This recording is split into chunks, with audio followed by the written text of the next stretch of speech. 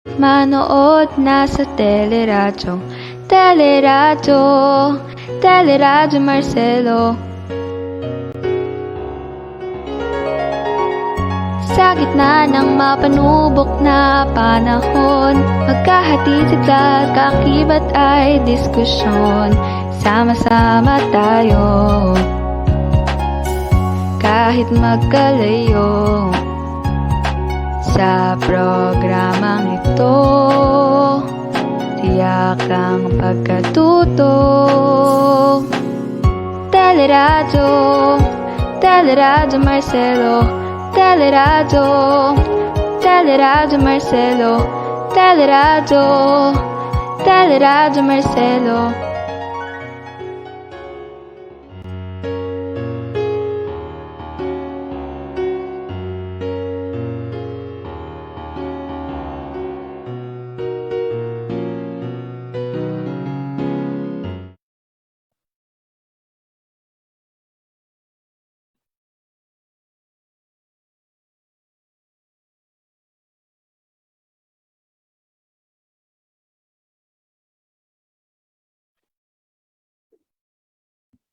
Magandang asal, mabuting tao, magandang buhay sa lahat ng Delpilarians na ngayon ay nakatutok sa programa ng ating minamahal na paaralan. Ito ang Teleradyo, ang telearalan ng bawat Delpilarian. Magandang hapon din sa mga magulang na lubos ang suporta sa ating mga mag-aaral.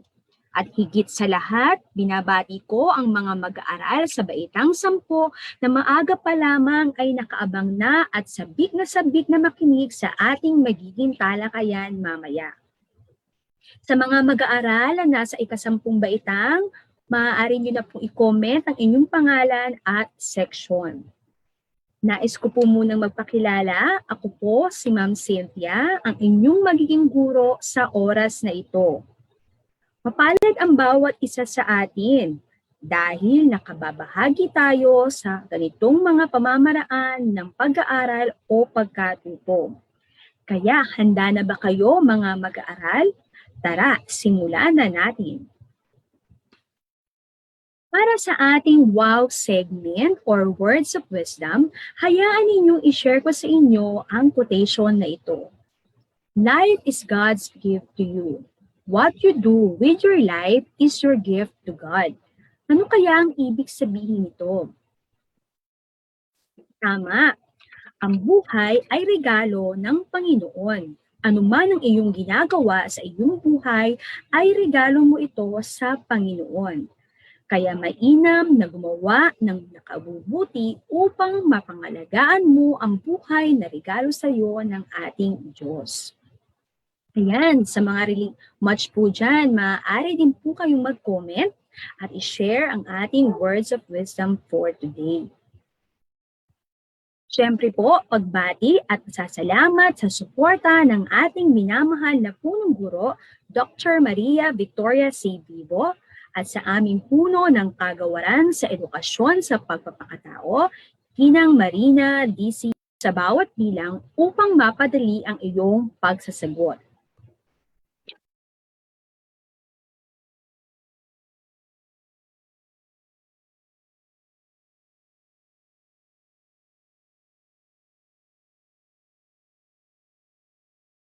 Panuto, suriin ninyong mabuti ang 4 na larawan sa bawat kahon. Tukuyin ang mga issue na tumutugon sa bawat kahon ng mga larawan. May ibinigay na clue sa bawat bilang upang mapadali ang iyong pagsasagot. Sa unang bilang, ano kaya ang ibig sabihin ng mga larawang ito? Tama, ito ay may kinalaman sa abortion. Ano nga ba ang abortion? Maaari niyo po isulat ang inyong kasagutan sa ating comment section. Tama, ang abortion o pagpapalaglag ay ang pag-alis ng fetus o sanggol sa sinapupunan ng ina. Pangalawang larawan. Tama, ito ay alkoholismo. Ang labi sa pagkonsumo ng alak. Ito ay may masamang epekto sa tao. Unti-unting pinahihina ang enerhiya at nagpapabagal sa pag-iisip ng isang tao. Pangatlong larawan. Tama, ito ay pagpapatiwakal. Ito ay ang pagsadyang pagkitil ng isang tao sa sarili niyang buhay na ayon sa kanyang sariling kagustuhan. Pang-apat na larawan. Tama, paggamit ng droga. Ang sagot ay paggamit ng droga o ipinagbabawal na gamot na kung saan halos lahat ng krimen na nangyayari sa ating lipunan ay may kinalaman sa paggamit ng ipinagbabawal na gamot. At ang panghuling larawan, tama, ito ay euthanasia o mercy killing. Ito ay isang gawain kung saan napapadali ang kamatayan ng isang taong may matindi at wala ng lunas ang karamdaman. Maraming salamat sa pakikiisa sa ating pagbabalik-aral. Sigurado ako na mas magiging malawak ang inyong pangunawa sa pagpapatuloy ng ating aralin. Narito ang ating most essential learning competency. Una, napangangatwiranan na mahalaga ang buhay dahil kung wala ang buhay, hindi mapahahalagahan ang mas mataas na pagpapahalaga kaysa buhay. Di makakamit ang higit na mahalaga kaysa buhay. Letter B, ang pagbuo ng posisyon tungkol sa mga isyu sa buhay bilang kaloob ng Diyos ay kailangan upang mapatibay ang ating pagkilala sa kanyang kadakilaan at kapangyarihan at kahalagahan ng tao bilang nilalang ng Diyos. At pangalawa, nakabubuo ng mapanindigang posisyon sa isang isyu tungkol sa paggalang sa buhay ayon sa moral na batayan. May paalala lamang po ako sa inyo mga mag-aaral ukol sa ating mga magiging talakayan. Ang araling ito ay tumatalakay sa mga isyu ng droga, alkoholismo at pagkitil ng buhay. Inaabisuhan ang mga mag-aaral na buksan ang kanilang isipan at maging maingat sa pagproseso ng mga impormasyon. Ano nga ba ang kahulugan ng buhay para sa iyo? So maaari ka pong magbigay ng acrostic o definisyon ng salitang buhay. Maaari niyo pong i-comment ang inyong sagot sa ating comment section. Tama. Ang buhay ng tao ang pinakamahalagang biyaya ng Diyos. Nakaukit na sa buhay ng bawat tao ang kanyang likas na karapatan at dignidad. Isa ito sa biyaya na ibinigay sa atin upang kalingain, pagyamanin at paunlarin. Bilang kabataan at mag-aaral na gaya nyo, mahalaga na magkaroon kayo ng matibay na posisyon o paninindigan hinggil sa mga isyu na may kinalaman sa buhay. Kung kaya't, para sa ating paunang gawain at pagtalakay sa ating aralin, bubuo ka ng posisyon tungkol sa mga isyu sa buhay sa pamamagitan ng pagsagot sa mga katanungan sa ibaba. Ang buhay ng tao ay sagrado at handog ng Diyos sa tao. Gagamit ka ba ng ipinagbabawal na gamot? Oo o hindi at bakit? Maaari niyo po isulat ang inyong mga sagot sa ating comment section. Habang sinusulat niyo po ang inyong mga sagot, ay bibigyan ko rin po kayo ng konting paliwanag tungkol dito. Ang pagbuo ng posisyon tungkol sa mga isyong may kinalaman sa paninindigan ng tao sa pagmamahal niya sa buhay bilang kaloob ng Diyos ay kailangan upang mapatibay ang ating pagkilala sa kadakilaan at kapangyarihan ng Diyos. Isa sa mga isyu ng paggalang sa buhay ay ang paggamit ng ipinagbabawal na gamot, tulad na lamang ng marijuana. Hanggang sa kasalukuyan ay patuloy ang debate tungkol sa panukalang batas para gawing legal ang paggamit ng marijuana bilang gamot sa ilang sakit at disorder. Pero pangamba ng marami ay baka maabuso ang paggamit ito at lalo na kapag may problema o kinakaharap na problema. DD. Isa pa sa mga issue ng paggalang sa buhay ay ang aborsyon. Ang isyung ito ay may kasaysayan at mabigat pa ring pinag-uusapan ng mga mananaliksik at ng publiko, higit lalo sa pagiging moral at legal nito. Ikaw, ano ang posisyon mo tungkol dito? Ang buhay ay sagrado at handog ng Diyos sa tao. Sa iyong palagay, nararapat bang maging legal ang aborsyon sa Pilipinas? Kung oo, ipaliwanag. Kung hindi, ipaliwanag din ang iyong posisyon o paninindigan. Ilagay na ito sa comment section. Habang sinusulat niyo ang inyong mga sagot o tinatype niyo ang inyong mga sagot, bibigyan ko kayo ng kaalaman tungkol dito. Ano ang batas tungkol sa abortion sa Pilipinas? Ang Article 2 ng 1987 Constitution o Saligang Batas ng Pilipinas sa Section 12, sinasabi na protektado ng batas ang buhay ng ina at ng hindi pa nasisila na sanggol mula sa paglilihi. Dito sa Pilipinas, bawal ang aborsyon at ang paglabag dito ay nangangahulugan ng pagkakakulong. Sa ilang mga bansa, ang aborsyon ay tinuturing na isang lehitimong paraan upang kontrolin o pigilin ang pagdami ng populasyon. Kahit sinasabing ang aborsyon ay isa sa pinakaligtas sa pamamaraan o medikal na krimen ayon kay Agapay na 2007. Hindi rin ito legal ayon na rin sa sinasaad sa The Revised Penal Code of the Philippines, Act No. 3815 of December 8, 1930, Articles 256 to 259. The Revised Penal Code of the Philippines Act No. 3815 of December 8, 1930, Articles 256 to 259, Section 2 for infanticide and abortion, Article 256 or what we call intentional abortion. Any person who shall intentionally cause an abortion shall suffer, una, the penalty of reclusion temporal if he shall use any violence upon the person of the pregnant woman. Number 2, the penalty of prisión mayor if without using violence, he shall act without the consent of the woman. Number 3, the penalty of prisión correctional in its medium and maximum periods if the woman shall have consented.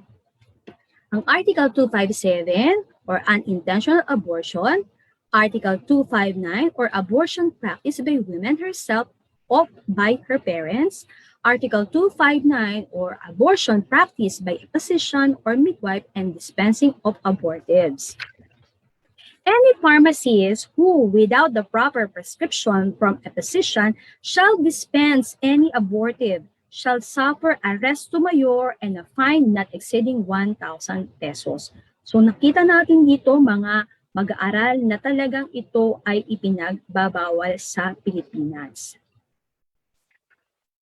Ano naman kaya ang iyong naiisip at nararamdaman sa tuwing may nababalitaan kang nagpapatiwakal or suicide? Bakit nga ba maraming tao ang nagpapakamatay? Napapanahon na pag-usapan ng issue ng pagpapatiwakal or suicide. Kung ang buhay ay sagrado at handog ng Diyos, nararapat ba nakitili ng tao ang sarili niyang buhay? Bakit? So ibigay po ninyo ang inyong posisyon at panindigan sa pagbibigay ng inyong sagot sa ating comment section. At habang sinusulat o sinasagutan niyo po yan, ay bibigyan ko po kayo ng idea tungkol dito. Ang kabataang tulad mo ay nakararanas ng depresyon ay maaaring mauwi sa pagpapatiwakal. Maraming dahilan o sanhi ng pagpapatiwakal. Ito ang matinding depresyon. Problema sa relasyon sa pamilya, hormonal imbalance at gayon din sa pag-aaral. Isa rin na dahilan ng suicide ang pagtungkol sa kanilang kasarian or gender. Ang depression ay maaari mong malampasan sa tulong ng ating pamilya at ng Panginoon. Mga kabataan at mga minamahal naming mga mag-aaral, lagi niyo pong tatandaan na mahalaga ang buhay sapagkat ito ang susi sa minimithi ng bawat isa na mayroon nito.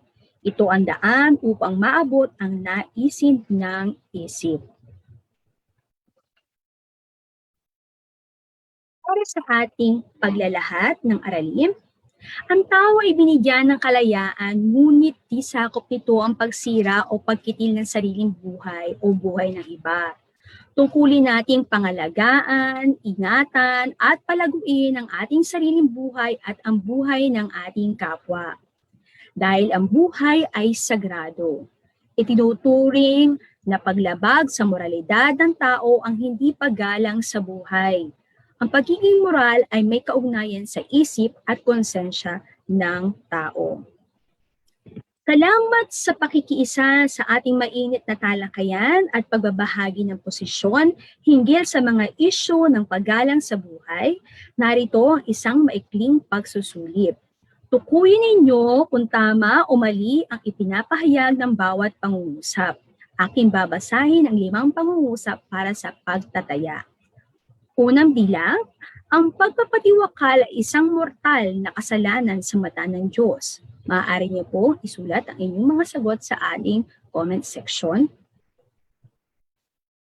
Number 2, dahil sa bigat ng suliraning kinakaharap natin, lalo na ngayong may pandemya, maaari na tayong magsagawa ng desisyon kung dapat nang wakasan ang buhay na kaloob ng Diyos. Pangatlo, nakararamdam ng anxiety at panic attack si Elias ngayong may pandemya. Kaya ay binabahagi niya ito sa kanyang mga magulang at sumasangguni siya sa isang psychiatrist. Pang-apat, ipinagtapat ni Milagros, isang grade 10 student, na siya ay nabuntis ng kanyang boyfriend, ngunit hindi siya pinanindigan nito.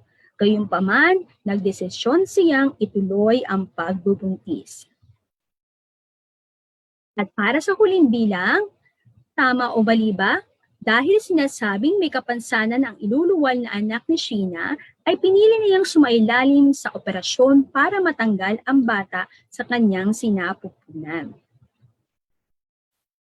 Ayan, tingnan natin ang inyong mga kasagutan kung tugma ba sa ating mga sagot. Ang pagpapatiwakal ay isang mortal na kasalanan sa mata ng Diyos. Tama. Dahil sa bigat ng suliraning kinakaharap natin, lalo na ngayong may pandemya, maaari na tayong magsagawa ng desisyon kung dapat nang wakasan ng buhay na kaloob ng Diyos. Mali. Pangatlo, nakararamdam ng anxiety at panic attack si Elias ngayong may pandemya, kaya ibinahagi niya ito sa kanyang mga magulang at sumangguni rin siya sa isang psychiatrist. Tama. Pang-apat, ipinagtapat ni Milagros, isang grade 10 student, na siya ay nabuntis ng kanyang boyfriend, ngunit hindi siya pinanindigan nito. Gayunpaman, nagdesisyon siyang ituloy ang pagbubuntis. Tama. Number 5, dahil sinasabing may kapansanan ang iluluwal na anak ni Sheena, ay pinili niyang sumailalim sa operasyon para patanggal ang bata sa kanyang sinapupunan. Mali. Ayan, bilang pagninilay at pagpapahalaga sa ating aralin, maaari po kayong gumawa ng open letter to myself o isang liham sa sarili na magpapaalala na ang iyong buhay ay mahalaga, na dapat isa puso at isa isip lagi ang isang moralidad sa lahat ng pagkakataon. Maaari nyo rin po itong i-comment sa ating comment section ng inyong kasagutan kung may naiisip na po kayo. Or maaari din pong maglahat kayo ng isang pangako na hindi mo na kailanman gagawin ng mga kilos na nagpapakita ng hindi paggalang sa buhay. Lagi po nating tatandaan na bahagi ng buhay ang suliranin. Kadalasan ito ay bunga ng ating agarang pasya at pagkilos. Pagkilos na hindi dumaraan sa pagninilay ng isip at pagsusuri ng konsensya. Sikapin nating ugaliin ang pagninilay o refleksyon. Paglaan ng sapat na panahon o huminto sandali sa panalangin kung kinakailangan. Makinig sa bulong ng konsensya, gayunman kalaki o kaliit ang iyong problema, huwag iwawaglit sa isip at puso na may Diyos na palaging tapat at nakikinig sa atin at kailanman ay hindi niya tayo pababayaan. Manalangin at sumampalataya ka. Kapit lang mga anak. Mas malaki at makapangyarihan ng Diyos kaysa anumang problemang kinakaharap natin. Mahalin at pakaingatan ng buhay sapagkat ito ay iisa lamang. Maraming salamat, Depilarian, at sa lahat ng mga nakilahok sa ating mainit na pagtalakayan sa ating mga isyong moral tungkol sa buhay. Nawa ay marami po kayong natutunan na aral sa akin. Muli ako ang iyong guro sa Baitang 10, si Ma'am Cynthia de Guzman. Makinig, manood, nasa teleradyo. Makinig, manood, nasa teleradyo. Teleradyo, Teleradyo Marcelo.